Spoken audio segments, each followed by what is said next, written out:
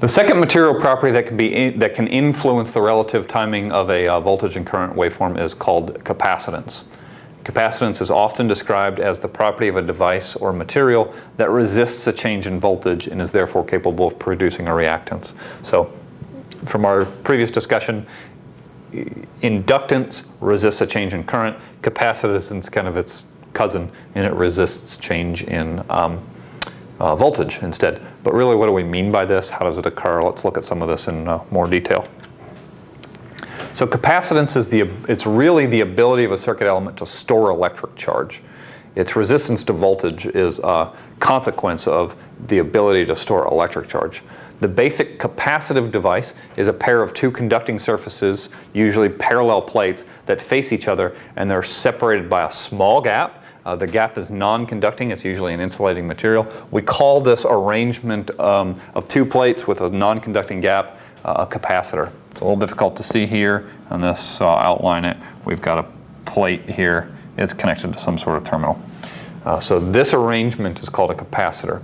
The plates of the capacitor, when connected to a voltage source, are going to build up electric charges on their surfaces. Specifically, one plate, in this case the right plate, it's going to collect and store positive charge carriers, and the other plate, in this case the left plate, is going to collect and store negative charge carriers. How does this occur? Why don't the light charges repel one another? This collection of charges is only possible because rather than only being repelled by its light charges on the same plate, so these positive ones are getting repelled by the light charges, but they're actually being more strongly attracted by the charges across the gap, the opposite charges across the gap.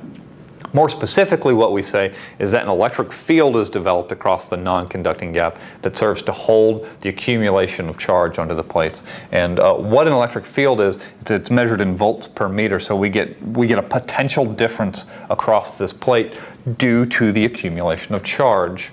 When presented with a DC voltage, a capacitor will essentially behave like an open circuit. Initially, current will flow through the capacitor as the charge carriers accumulate up on these two surfaces of the plates. However, when the potential difference across the plates, when the electric field strength across the plates is equal to that of the DC voltage source that caused the current to flow in the first place, no more charge can build up. There's equilibrium, and the capacitor will act as an open circuit and no more current will flow. This open circuit behavior, however, of the capacitor does not apply to AC signals. What you need to think of is we need to go back to our initial conception of current. Really what we originally think of current is that it's the flow or movement of charge carriers. Well, in reality, that's not true. In reality, individual electrons do not actually travel significant distances as current flows through a conductor. Instead, the repulsive force between two electrons act on one another to kind of push nearest neighbors. This push can be transmitted from one electron to one electron to one electron, and that's actually what current flow is the push of this energy, these kind of like electromagnetic interactions between electrons. And therefore, the push can actually be transmitted across the gap in a capacitor through the electric field. And therefore, electrons don't actually need to physically move through the gap for current to flow, which is kind of interesting. This transmission will only remain, however, as long as the voltage keeps changing. Therefore, the capacitor will experience current flow across it that is proportional to the rate of change of the electric field. So the faster this electric field changes, the larger the current flow through the capacitor. As the voltage across the capacitor oscillates with the AC signal, the electric field is going to continually build and collapse in alternating directions. Therefore, the capacitor exerts an inhibitive effect on a change in voltage.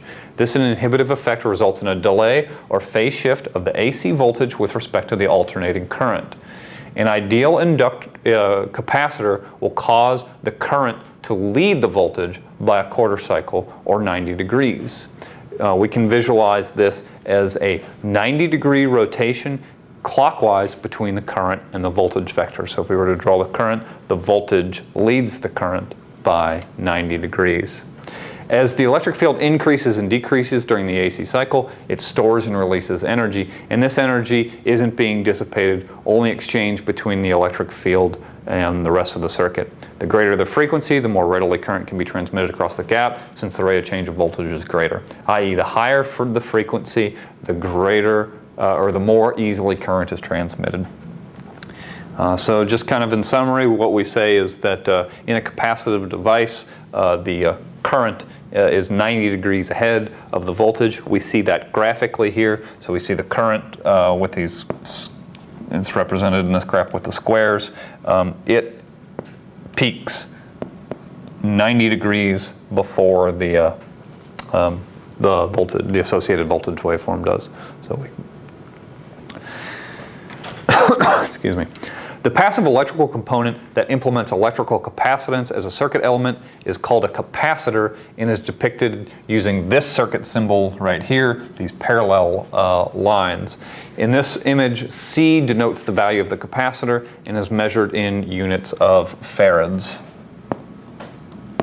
Capacitance of a capacitor is measured in units of farads. The relationship between the voltage across the terminals VAB and the current through the capacitor is also derived via calculus. So the relationship between these quantities is written as I of t. So the time variant current is equal to C times the derivative of the voltage.